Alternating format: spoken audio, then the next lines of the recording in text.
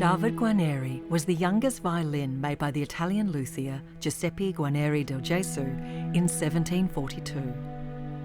Poor Giuseppe Guarneri. He worked so hard and was truly dedicated to his craft. But no matter how hard he worked, people just walked straight past his workshop and instead went to the workshop of Antonio Stradivari. All day long, the most beautiful sounds emerged from the Stradivarius workshop, and music danced up and down the cobbled streets of Cremona.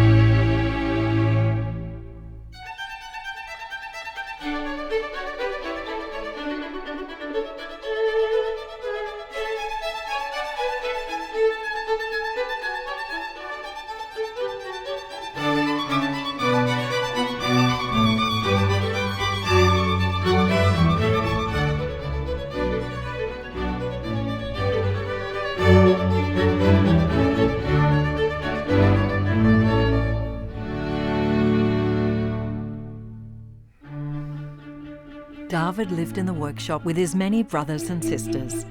They had so much fun.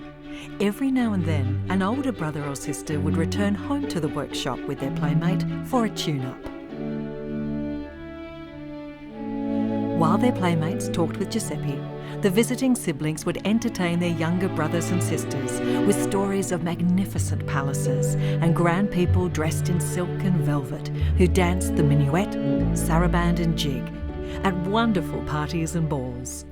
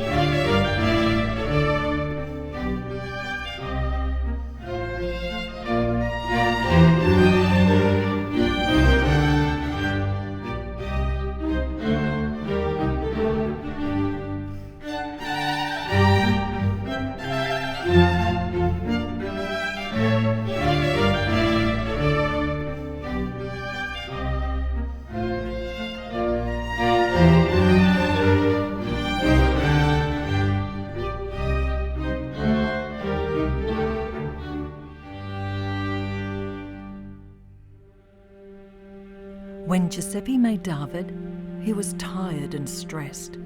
Money was tight, and Giuseppe didn't have any children to help him in the workshop. Eventually, Giuseppe had to take a job managing an inn just so he could pay his bills. Because he was so busy during the day, he could only work on his violins at night by the faint glow of a candle when he was tired and worn out. When David was completed, he had lopsided F-holes and his purfling was badly finished. One by one, David's brothers and sisters left the workshop with a playmate. Everyone, that is, except David. All the violins would lie very still and tremble with anticipation and excitement, all hoping they would be picked up and inspected. Poor David would get his hopes up time and time again and feel so disappointed when he wasn't chosen.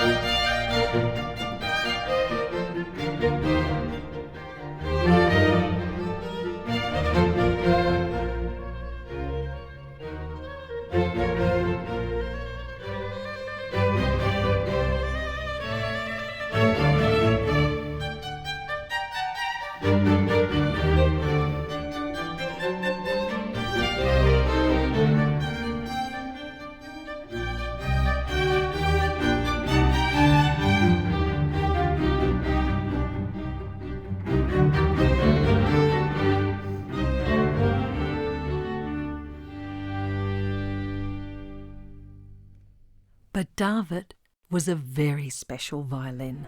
He had a beautiful big heart, and no matter how disappointed he was, he always put on a brave face and cheered for his siblings when they were chosen. Do you know what?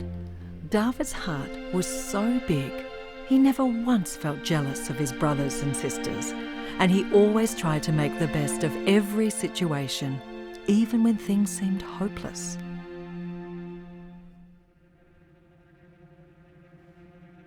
One chilly, wet winter's morning, Giuseppe didn't come into the workshop. No fire was lit, and David felt very cold. He was all alone, and by dusk it was so quiet, David could hear the sleet hitting the window pane.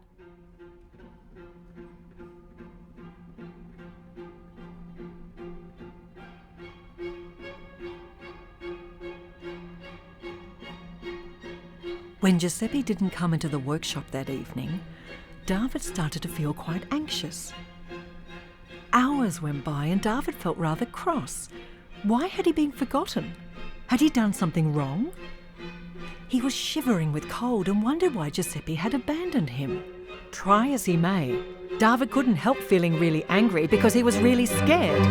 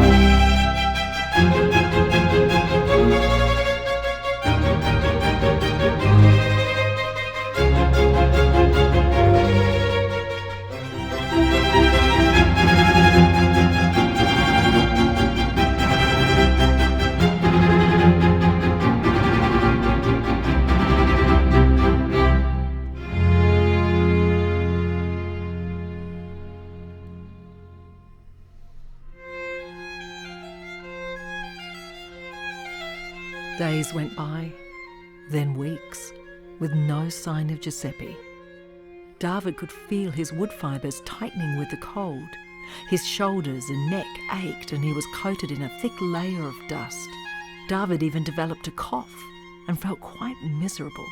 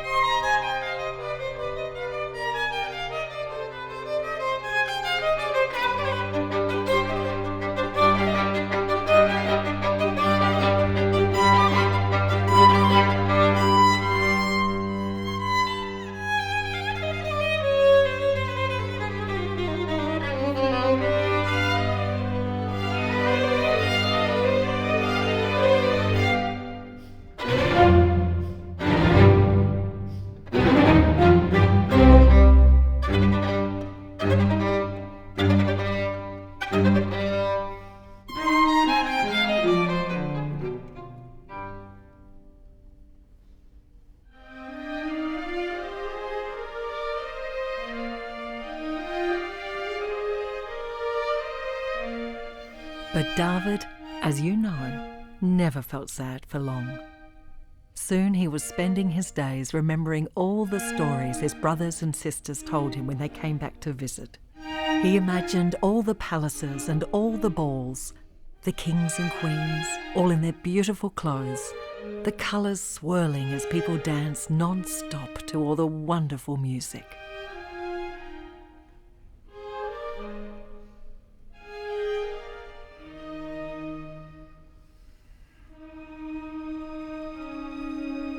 Years and years went by until David was buried under a blanket of dust. No one had been in the workshop for over 100 years.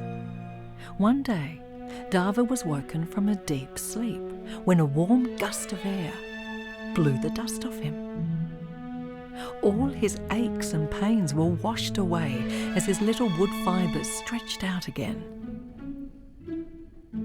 David could see several playmates standing in front of him, talking. One was a serious-looking fellow who leant in and gently picked him up. David felt the hair of the bow slide across his strings. He couldn't believe it. He'd never had a playmate before. It was glorious. Every fibre in David trembled with excitement.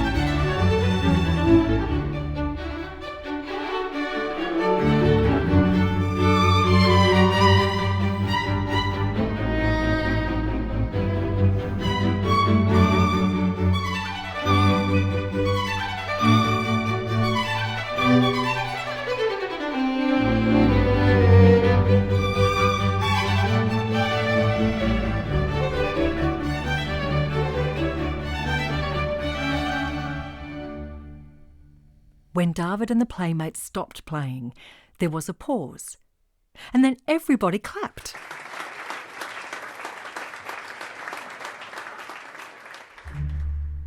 The playmate took a long, hard look at David and said, "I'm taking you home." What? Really? Unbelievable! David was leaving the workshop at last. His heart was racing with joy.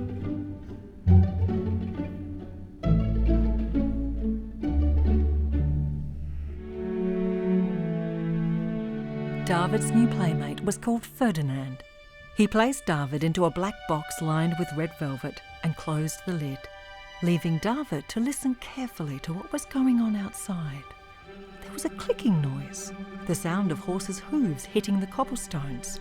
There was a soothing pattern to the rhythm, and this helped David feel less nervous.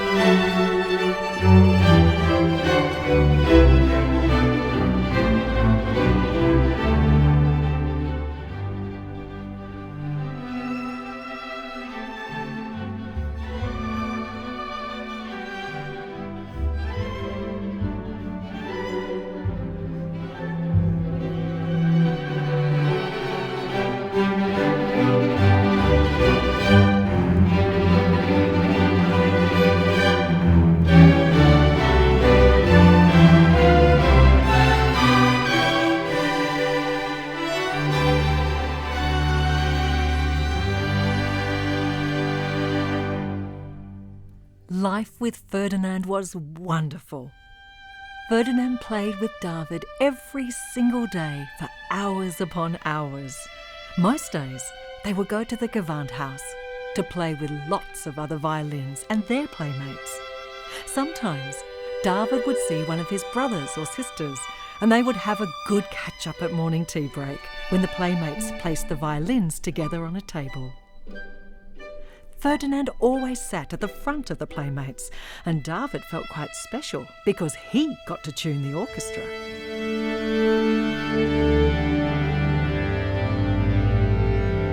David's favourite piece to play was the Rigodon. Ferdinand loved to go super fast, and David loved the challenge.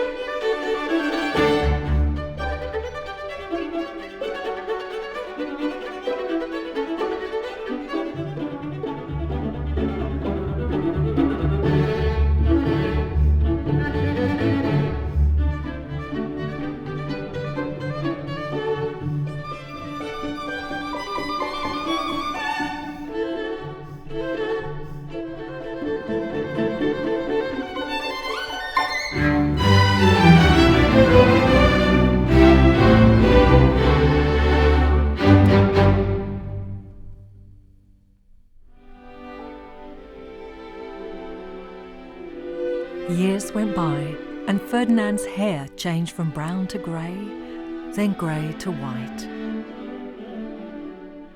Ferdinand wasn't able to play with David much anymore.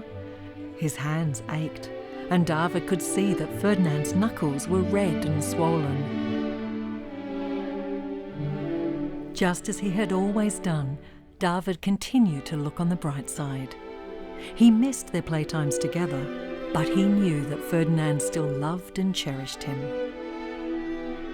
Every night, Ferdinand would place David into his special box very, very gently and say to him, "Good night, my beautiful little violin."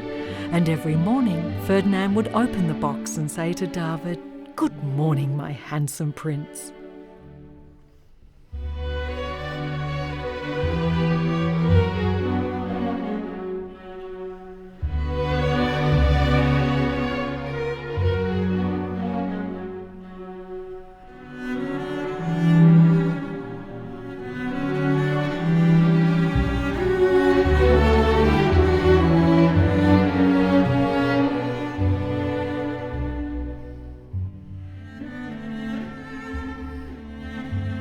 Ferdinand didn't care that David's F-holes were uneven or his purfling was badly finished. Ferdinand knew that David had a really, really big heart. How else could a violin sound as beautiful as David?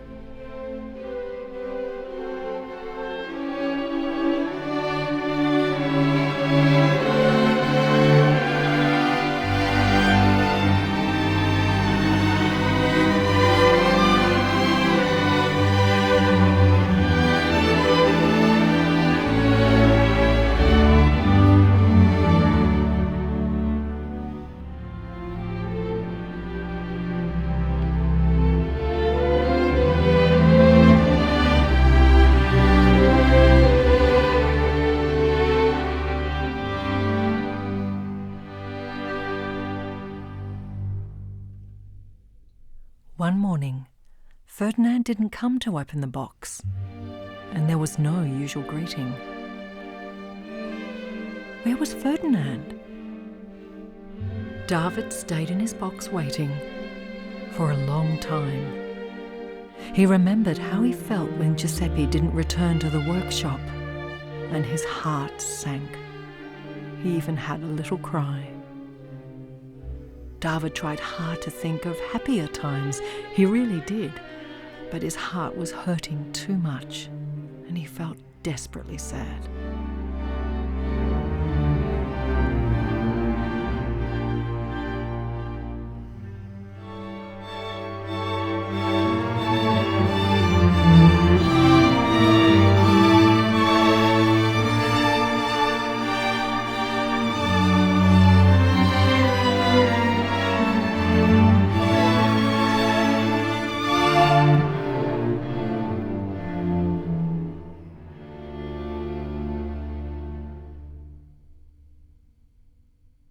After what seemed like forever, David finally fell asleep.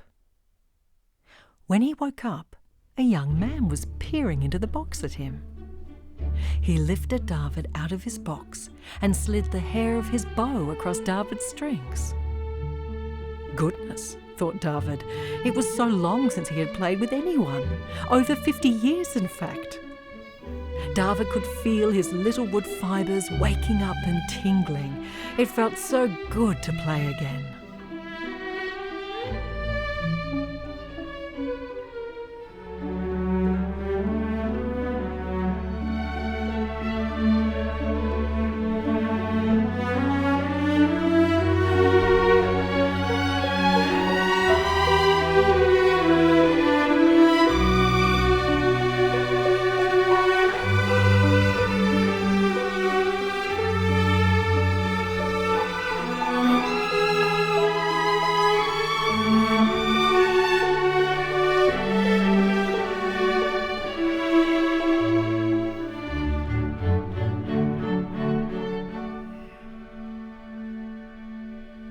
The new playmate put David gently back into the box and then took him on a very long trip.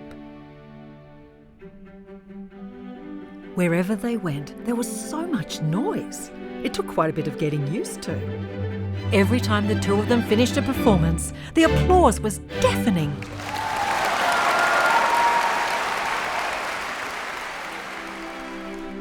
David loved his new playmate and soon discovered his name was Yasha. David and Yasha travelled the world together, playing wonderful music everywhere.